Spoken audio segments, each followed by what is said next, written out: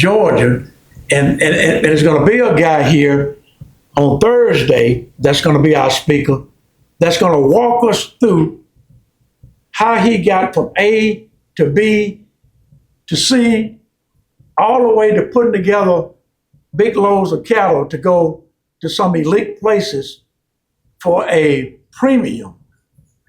And I mean a premium price. I thought that I was putting out a California wildfire down in Mount Willing, Alabama, part-time. But when I talked to him, I came back, I took my extension hat off and I tossed it in the closet. And I put the hat that I grew up with, and it changed my whole mindset on things that I could do so much better than what I was already doing. And doing this presentation that we got it, and I'm not stealing this presentation for tomorrow, but doing this presentation as we sat around the table in this shop, it was a simple thing that I never had even thought about. Mr. Fullenweiler was with us. And it came back and it motivated me to look at and get a permanent mark out and start checking off or erasing things off my list that I could be doing so much better with. Okay, so that's kind of setting the tone for what the herd health part does and how it kind of get us over here to reproductive efficiency. Yes, sir. I think that all of us, the small farmers, we want to reach the same goal. But you mentioned that you got to respond as we ask questions.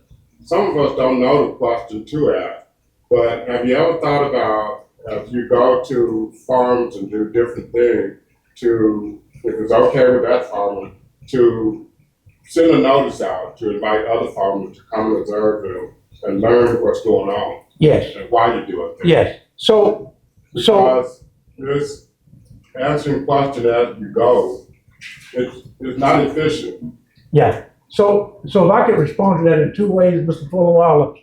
One is that if you can recall back on last year when the Dallas County Extension team, along with specialists, we came out to your place and we tried to invite a number of people in to hear all of the presentation from guys like Mr. Elliott, Russell Johnson, Josh Elmo from over in Auburn. Yes, I think that's a good ticket item, and I think that we can incorporate that into our way of transacting business. I think it's going to put us way ahead of the curve. Before we went home for the Christmas break, Mr. Elliott piloted an idea where we had the steering committee meeting, and I think you were present there, over at our building over in Selma. Yes, and I think that's going to be one of the best ways that we can reach a larger audience, because I take myself, and I'll put myself into that example. When I can see it, and I can see it being demonstrated, I have a better visual of all the mechanics on how to make it work. So yes, I agree with that. And we need to do a little bit more of that. And just as you speak, there's great minds like, I hate to keep calling your name, Elliot, like Alfonso, who have already looked deep at Mr. Miller and Tate, and Mr. Moore. That's the concept that they want to move in that direction. Yes, sir, Mr. Elliott. Okay, yeah. So with that being said, Mr. Fullenweiler, yes, I think we need to do a few more demonstrations and make it a little bit more publicly known to people in that region so that they can join us in the learning activities. Yes, sir, Mr. Elliott. We want to encourage producers to invite other producers to their farm, whatever activities